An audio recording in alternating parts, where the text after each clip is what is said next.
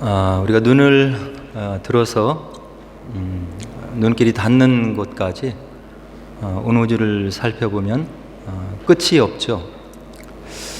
끝이 없는데 인간의 과학이 이렇게 발전했는데도 과학의 힘을 빌어서 인간의 시선이 닿는 곳까지 살펴봐도 아직 생명체를 찾지 못한다고 하는 이야기죠. 그 무한한 공간과 무한한 시간 속에 다 모든 것이 죽어 있는데 우리가 찰나의 순간을 이렇게 생명이라고 하는, 그리고 이렇게 의식을 가지고 살아가는 그런 존재로 우리가 이렇게 살아가고 있는 것입니다. 그런 우주의 크기와 그렇게 가늠할 수 없는 장구한 세월을 우리가 이렇게 헤아려 볼 때 우리 사람의 존재가 얼마나 귀하고 또 이 땅에서 이렇게 살아갈 수 있는, 호흡을 하고 또 이렇게 의식을 가지고 살아가는 이 정말로 짧은 눈 깜빡할 시간도 안 되는 그런 시간들을 이런 존재로 살아갈 수 있게 허락하신 그 하나님의 은혜가 정말로 귀하고 또 정말로 소중하고 감사하게 이렇게 생각이 되는 거죠.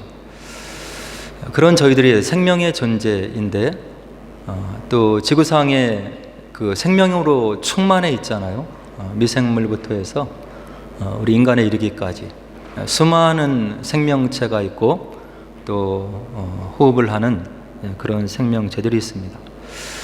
근데 이렇게 눈을 들어서 또 그 생명체들을 이렇게 살펴보면 우리 인간이 또 얼마나 축복된 존재라는 것을 알 수 있는 거예요. 생각할 수 있는 이성을 가지고 있잖아요. 참으로 신비하고 그리고 오묘하고 이 생각이 무엇인지, 그리고 이런 것들을 생각할 때 하나님이 특별한 은혜를 주셨다 하는 것을 또 볼 수 있죠. 그리고 인간이 느끼는 감정의 그 미묘함, 그리고 그 깊이를 보면 다른 동물이 감히 생각할 수 없는 그런 은혜와 축복을 사람이 받은 것이 이제 분명합니다. 그리고 우리 인간에는 생내적으로 도덕성이라고 하는 것이 있어요. 양심이라고 하는 것이 우리들 마음속에서 움직이기 때문에 무언가 양심에 어긋나는 생각을 하고 행동을 할 때 그것이 우리 속에서 소리를 치게 되는 거죠. 뭔가 잘못된 길로 가고 있다, 이렇게 그 도덕성과 양심이 또 인간의 마음속에서 이렇게 우리를 가르쳐주고 있는 거예요. 여기에 더해서 우리는 또 영원한 세계를 유한한 존재가 이렇게 생각하면서 또 시공간을 초월해서 하나님을 느낄 수 있고 또 보이지 않는 세계를 이렇게 감각하면서 깨달을 수 있는 영성이라고 하는 것이 인간에게 있는 것입니다. 이런 모든 인간이 갖추고 있는 여러 가지 여건과 자질과 능력과 그리고 품격과 인격, 이런 걸 생각할 때 많은 피조물 중에서 우리 인간을 하나님께서 얼마나 사랑하셨는지, 그것을 성경에서는 창세기 1장에 흙으로 빚은 다음에 하나님께서 호흡을 불어넣어 주셨다. 하나님을 닮은 존재로, 하나님의 인격을 닮은 존재로 인간을 특별한 존재로 만들어 주셨다고 이렇게 이야기를 하고 있는 것입니다. 그리고 우리가 사용하는 언어를 또 생각해 보면 이게 또 신묘망측한 거예요. 정말로 어떻게 이 언어를 가지고 우리가 머리로 생각하는 그런 것들을 표현하고 정교하게, 디테일하게, 그리고 우리가 그렇게 느끼는 감정들을 표현할 수 있는 언어와 이런 재능을 허락하셨는지를 또 이렇게 곰곰이 생각하면 정말로 우리 피조물 중에 인간에게 하나님께서 부어주신 그 은혜와 축복이 너무나 크고 감사하다는 것을 이제 느끼게 되는 거죠. 오늘은 하나님의 말씀을 통해서 하나님께서 이와 같은 축복으로 주신 언어를 우리가 어떻게 생각해야 되는지 좀 잠깐 생각해 보려고 합니다. 우리가 성경에 보면, 말씀에 보면 하나님께서 은혜로 모든 것을 에덴 동산을 만들어 두시고, 그리고 하나님과 교제를 나눌 수 있는 인격적인 존재로 아담과 하와를 이렇게 만들어 놓으셨다고 창세기에서 이야기를 해주고 있는 거죠. 그런데 이 아담과 하와가 하나님의 뜻을 이렇게 이루어드리지 못하잖아요. 그래서 죄를 짓고 하나님과 같은 존재가 되려고 이렇게 머리를 드는 그런 모습을 창세기에서 이렇게 볼 수 있는 거예요. 그때 이후로 이제 인류가 하나님의 형상을 받은 인류가 타락을 해서 하나님의 뜻에서 멀어지는 모습을 창세기 1장에서 11장에 계속 보여주고 있는데, 하나님께서 어떤 인간을 향한 마음을 가지셨냐고 이렇게 한다면 사람을 만드셨음을 후회하셨더라, 이렇게 창세기가 우리들에게 알려주고 있는 거예요.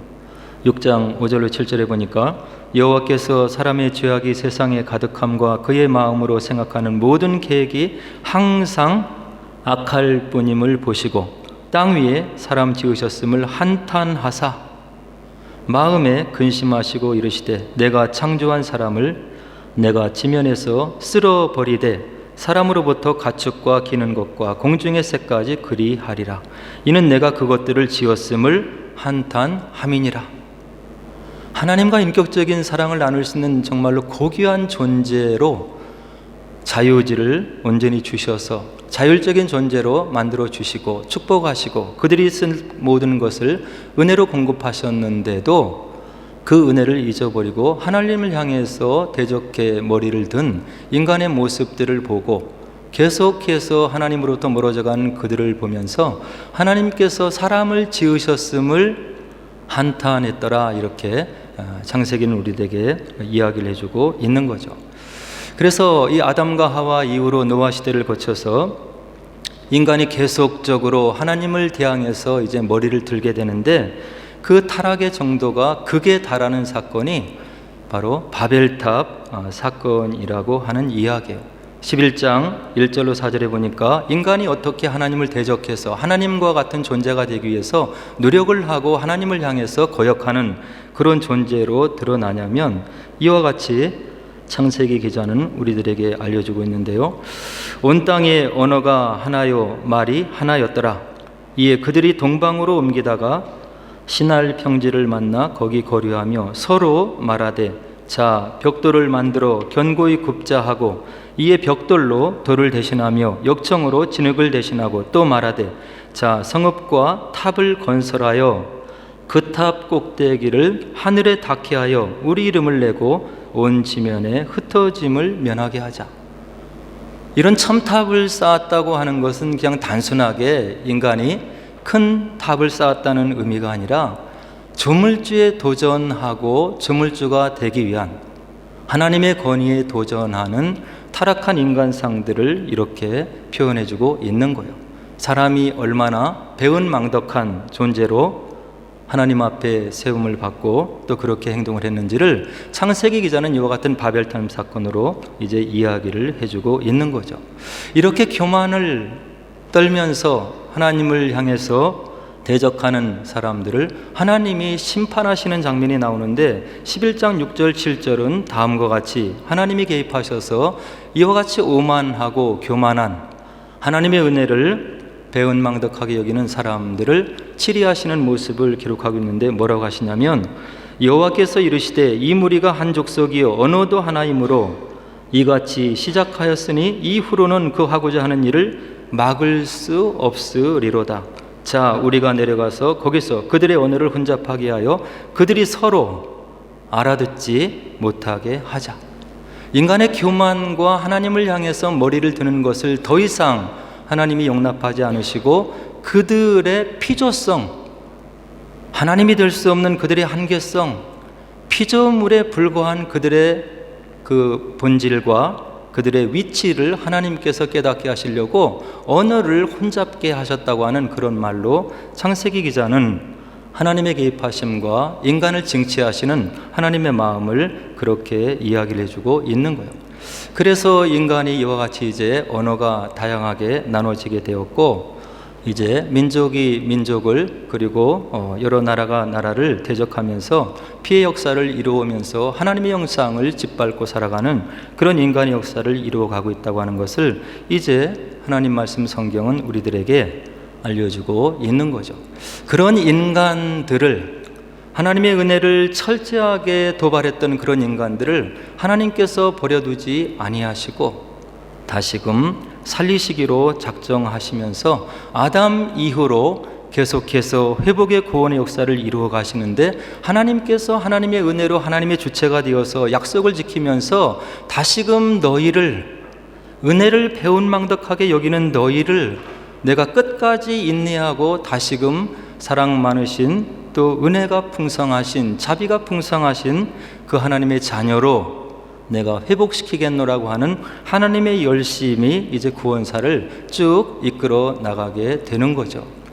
그래서 하나님의 징벌의 표징으로 나누어졌던 인간의 언어의 역사가 이제 구체적으로 이 땅에 예수께서 성육신에서 인간이 사는 시공간으로 들어오신 다음에 하나님의 회복의 역사로 말씀 속에 구체적으로 드러나는데, 이와 같이 다양하게 나누어져 있는 인간 언어가 하나님의 능력으로 서로 통용이 될 수 있다고 하는 것을 신약 성경이 우리들에게 보여주고 있는 거예요. 예수님께서 부활하시고 승천하신 다음에 너희들이 전심으로 기도하고 기다리라. 너희들의 능력으로, 지혜로, 인격으로 하나님 나라의 일을 할 수 없으니까 하나님으로부터, 위로부터 내리는 능력을 힘입고 너희들이 주의 증인이 되고 무엇이 하나님의 뜻인지를 세상에 전하는 그런 그리스도의 증인의 삶을 살아야 된다. 그러나 너희들의 힘으로는 안 되는 것이다. 그래서 열심으로 기도하라. 그 말씀에 순종해서 120명의 예수님의 제자들이 마가 요한의 다락방에 모여서 열흘 동안 열심으로 기도하는 모습을 사도행전은 우리들에게 알려주고 있는 거예요. 이들이 열심히 하나님의 은혜를 구하고 우리의 인격과 능력과 자질로는 하나님의 증인이 될 수 없기 때문에 하나님께서 우리에게 임하시고 우리가 이런 증인의 사명을 감당할 수 있도록 은혜를 주옵소서 열심으로 열흘 동안 이들이 전심으로 기도했을 때 성령이 그들에게 임하시는 거예요. 이것을 마가 요한의 다락방에 약속 가운데 임하신 보혜사 성령의 역사라고 우리가 이야기를 하고 있는 거예요. 성령의 역사가 강하게 휘몰아칠 때 120명의 그 목소리들이 변하고 그들이 인간이 알아들을 수 없는 그런 언어로 각자 기도하고 하나님의 영광을 그들이 각자 말하는 방언으로 토로를 하면서 기도로 영광을 올려드릴 때 그들 주변에 웅성웅성 모여들었던, 흩어져 있던 세계 각처에서 그곳으로 예루살렘으로 왔던 유대인들이 모여 있었는데, 그들이 자신들의 처소에서 사용하던 그 지역의 언어로 그들이 무엇을 얘기를 하고 하나님의 영광을 선포하는지를 그들이 직접 다 이해를 하는 그런 이해할 수 없는 신비한 일들이 오순절 마가의 다락방에서 이루어지게 된 거예요. 그것을 누가는 사도행전 2장 5절로 11절에서 이와 같이 우리들에게 증언해주고 있는 거예요. 그때 경건한 유대인들이 천하 각국으로부터 와서 예루살렘에 머물러 있더니 이 소리가 나매 큰 무리가 모여 각각 자기의 방언으로 제자들이 말하는 것을 듣고 소동하여 다 놀라 신기하게 여겨 이르되, 보라, 이 말하는 사람들이 다 갈릴리 사람이 아니냐? 우리가 우리 각 사람이 난 곳 방언으로 듣게 되는 것이 어찌 됨이냐? 우리는 바데인과 메데인과 엘람인과 또 메소포타미아와 유대와 갑바도기아, 본도와 아시아, 부르기아와 밤빌리아, 애굽과 및 구레네에 가까운 리비아, 여러 지방에 사는 사람들과 로마로부터 온 나그네 곧 유대인과 유대교에 들어온 사람들과 그레데인과 아라비아인들이라. 우리가 다 우리의 각 언어로 하나님의 큰 일을 말함을 듣는도다. 세계 곳곳에서 각처에서 예루살렘으로 모여들은 유대인들, 디아스포라 유대인들이 모여들어서 이 오순절 마가의 다락방에서 일어나는 성령의 기이한 역사들을 이들이 자기의 방언으로 이해를 하게 되는 거예요. 하나님께서 심판의 표징으로 바벨탑 사건 이후로 인간의 구음, 인간의 언어를 혼잡케 하신 이후로 하나님께서 이 구원사를 온전히 이루시겠다고 하는 하나님의 열심으로 그 약속을 이루시는 성령께서 이제 이 오순절 마가의 다락방에 임하셔서 언어를 소통하게 하고 하나님 나라의 권능이 무엇인지를 직접 보여주시는 영광스러운 사건이 마가 요한의 다락방의 언어의 회복의 사건이었던 거예요. 하나님 나라가 이런 것이다. 인간들이 알 수 없는, 그러나 하나님은 무에서 유를 창조하시는 분이기 때문에 이런 일이 가능한 분이라고 하는 것을 지금부터 2000년 전에 오순절 마가의 다락방에서 언어를 다시금 통용케 하시고 소통하게 하는 하나님의 성령의 능력으로 이 땅에 실존적으로 이루어졌다고 하는 것을 누가는 사도행전 2장에서 우리들에게 증언을 해주고 있는 거예요. 그러면 이러한 사건들이 오순절 마가의 다락방에서만 끝난 것입니까? 그런 게 아니고 사도 바울도 이 신비한 사건들을 계속해서 우리들에게 증언해주고 있는 거예요. 고린도전서 12장 1절에서 이 사도 바울이 뭐라고 얘기했냐면, 형제들아, 신령한 것에 대하여 너희는 알지 못하기를 원하지 아니하노니, 이중부정을 써서 너희들이 정말로 신령한 것에 대해서 정말로 알았으면 좋겠다. 하나님의 나라가 거짓이 아니고, 그리고 가증된 것이 아니고, 허상이 아니고 하나님의 능력이 이런 것이다 하는 것을 너희들이 정말로 꼭 알았으면 좋겠다. 그래야 너희들이 하나님 나라의 증인이 되지 않겠냐, 이렇게 얘기를 하면서 성령의 은사에 대해서 쭉 설명을 해주시고 있는 거예요. 뭐라고 하십니까? 어떤 사람에게는 지혜의 말씀을, 그리고 어떤 사람에게는 지식의 말씀을, 그리고 믿음을, 어떤 사람에게는 병 고치는 은사를, 그리고 어떤 사람에게는 능력 행함을, 어떤 사람에게는 예언함을, 어떤 사람에게는 영들 분별함을, 또 각종 방언 말함을, 또 그 방언이 우리가 이해할 수 없기 때문에 그 방언을 알아들 수 있는 말로 통역하는 그런 은사를 성령께서 우리에게 주시지 않느냐. 이것이 하나님 나라의 능력이고 실존이고 영광인 것이다. 너희들이 이것을 꼭 알았으면 좋겠다고 바울이 이중부정을 써서 우리들에게 간곡한 말로 권면해주고 있는 거예요. 거짓이 아니고 하나님이 살아계신 것이 사실인 것이고, 그분의 성령이 우리들에게 나타나는 것이 능력인 것이고, 그것이 지금도 역사의 시공간에서 하나님의 은혜로 이루어진다고 하는 것을 사도 바울이 우리들에게 간곡하게 이야기를 해주고 있는 거예요. 그리고 요즘에는 인간의 과학이 또 얼마나 발전했는지, 우리의 인간의 이와 같은 나눠져 있는 것을 과학의 힘으로 또 이렇게 소통하는 그런 일들을 사람이 또 해내고 있는 것 같아요.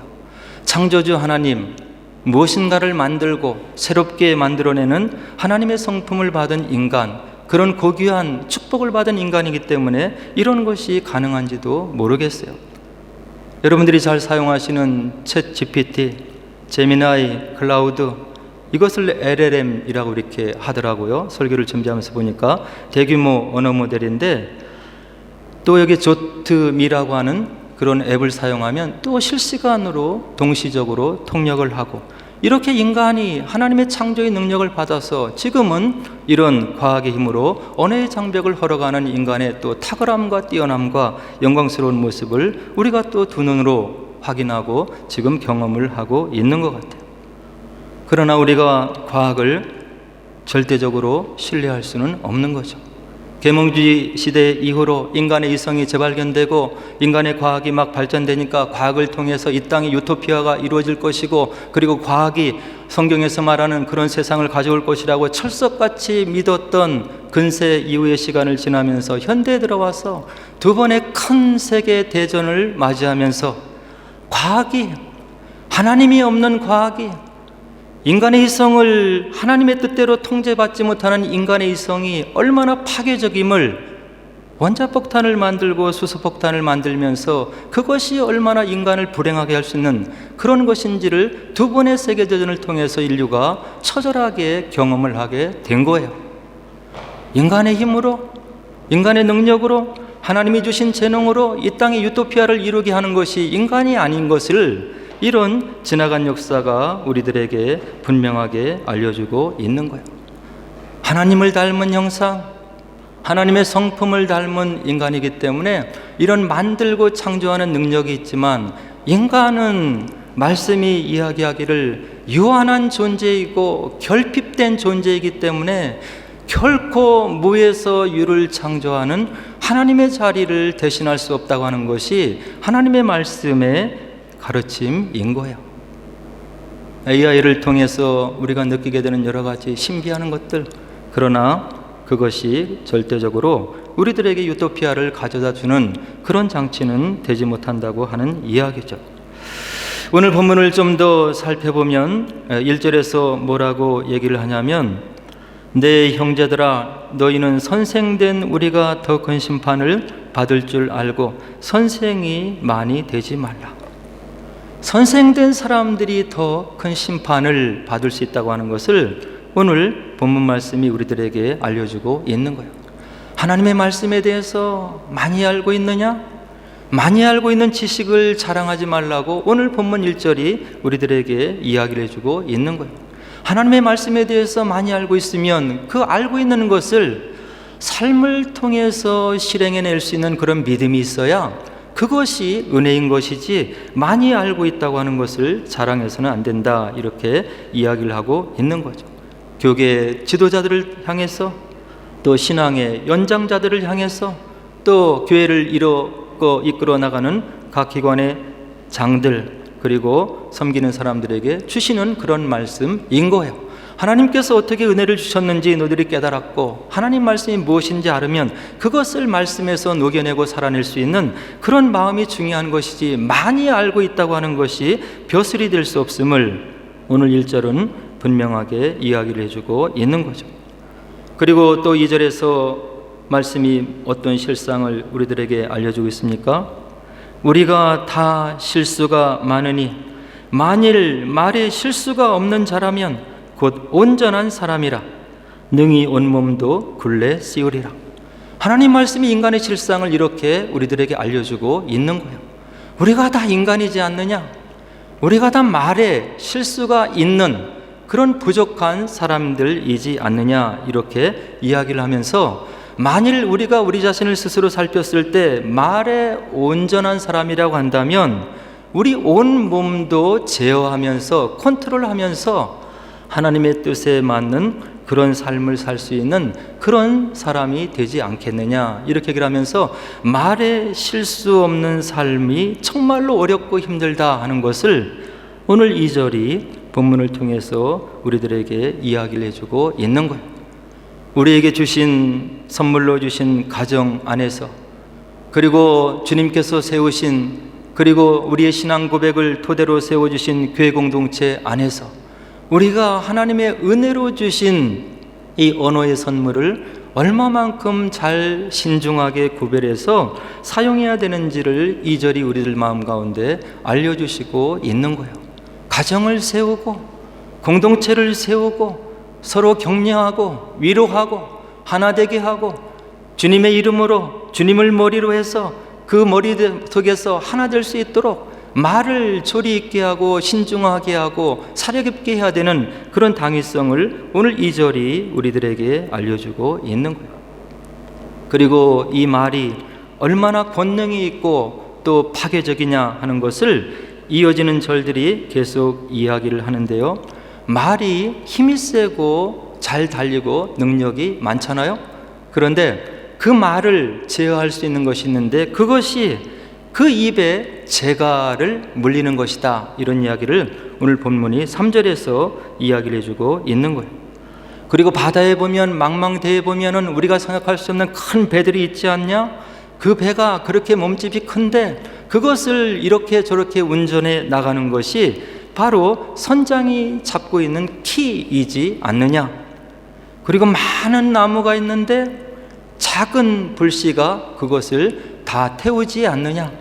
이와 같이 오늘 본문을 기록한 성경 기자는 혀의 능력과 그 위치에 대해서 이와 같이 재갈과 키와 작은 불의 비유를 해주고 있는 거예요.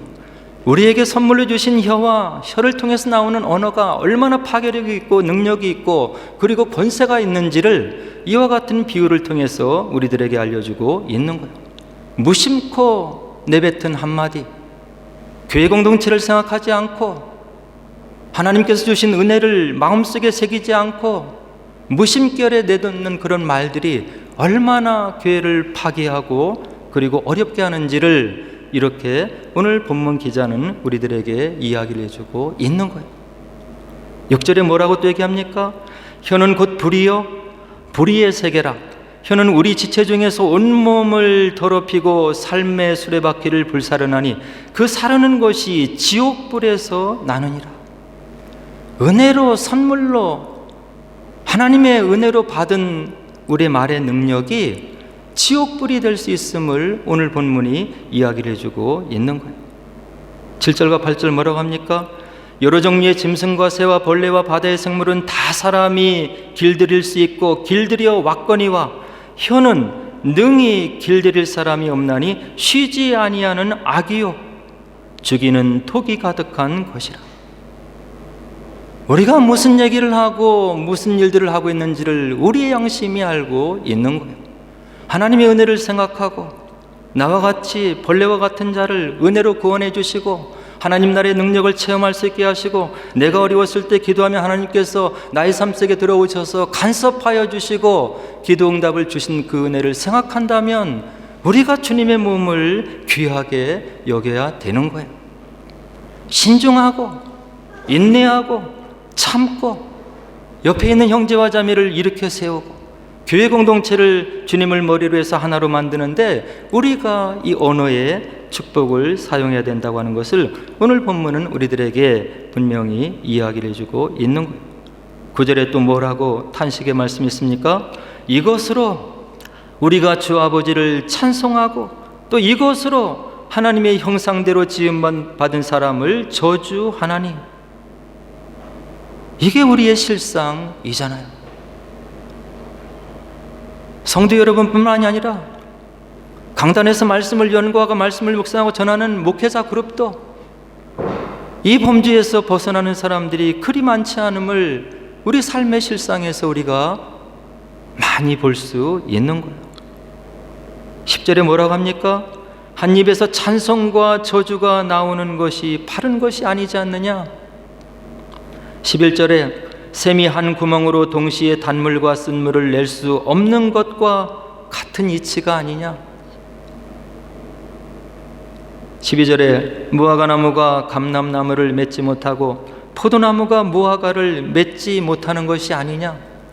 하나님의 선하신 성품을 은혜 가운데 부여받았으면 그 성품을 대변하는 삶을 살아야지 왜 하나님이 기뻐하지 않는 그런 성품을 너희들 삶 속에서 보여주면서 살아가고 있느냐. 하나님이 구약을 통해서 탄식하는 음소리를 또 들려주시잖아요. 이사야서 5장 2절에 뭐라고 하십니까? 하나님이 땅을 파서 돌을 제하고 극상품 포도나무를 심었도다. 그 중에 망대를 세웠고 또 그 안에 술틀을 팠도다. 좋은 포도 맺기를 바랐더니 들포도를 맺었도다. 저와 여러분들이 좋은 밭이 아니라는 이야기, 은혜 받기 전에 고집 있고 교만하고 자랑해야 되고 내가 최고가 돼야 되고 그런 저와 여러분들 안에 부르셔서 그게 하나님이 주신 원래의 성품이 아님을 말씀으로 깨닫게 하시고 우리들 마음 가운데 극상품에 하나님의 성품을 심어 놓으셨는데 우리의 삶 속에서 좋은 포도나무를 맺지 못하는 것을 하나님이 지금 한탄하신다고 이사야 선지자가 그의 예언서에서 우리들에게 알려주시고 있는 거예요. 하나님의 말씀은 우리 언어의 삶과 생활에 대해서 여러 군데에서 우리를 격려해 주시고 계시는데 다음과 같은 말씀들을 성경에서 우리가 볼 수 있는 거예요. 에베소서 4장 29절 무릇 더러운 말은 너희 입 밖에도 내지 말고 오직 덕을 세우는데 소용되는 대로 선한 말을 하여 듣는 자들에게 은혜를 끼치게 하라. 골로새서 4장 6절 너희 말을 항상 은혜 가운데서 소금으로 마칠냄같이 하라.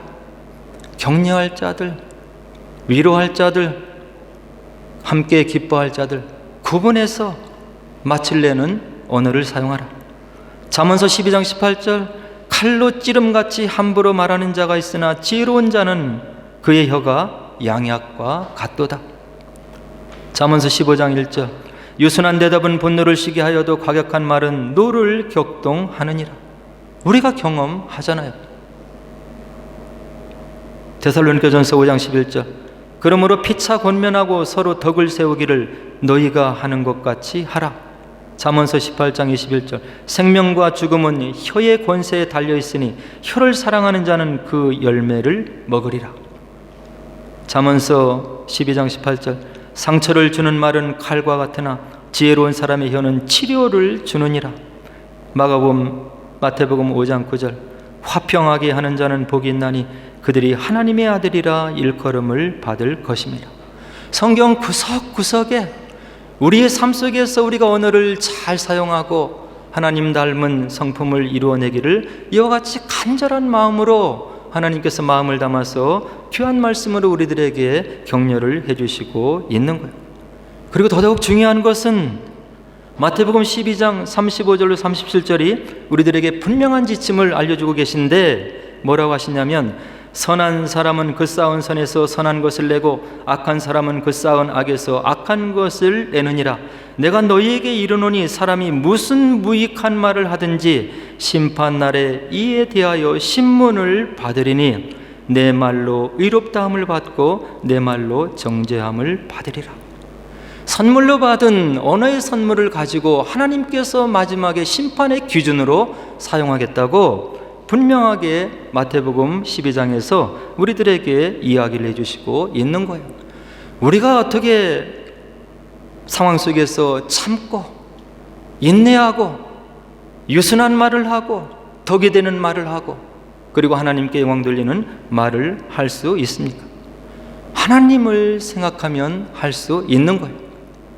주님을 생각하면 그런 삶을 살도록 내 마음속에 노력할 수 있는 거예요.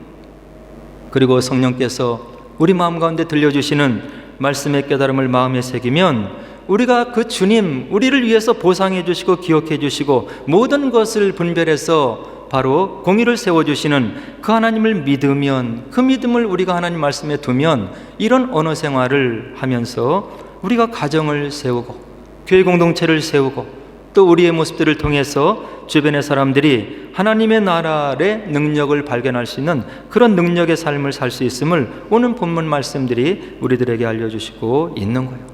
격려하시고 위로하시고 한 번 더 생각하시고 그리고 교회 공동체를 위해서 노력하면 그것을 하나님께서 기억해 주시고 마지막에 우리가 상상할 수 없는 그런 상급으로 우리에게 채워질 것을 오늘 성경 말씀이 우리들에게 알려주시고 있는 거예요. 하나님의 은혜를 깊게 생각하시고 주변의 사람들을 말로 위로하시고 격려하시고 사랑하시고 그리고 하나님 성품을 드러내는 그런 복된 삶을 사셔서 주님께서 우리에게 귀한 선물 주신 것을 기뻐하시면서 우리를 통해서 크신 영광 받으시는 그런 복된 삶을 사시기를 주의 이름으로 간절히 축원을 드립니다. 함께 기도하도록 하겠습니다.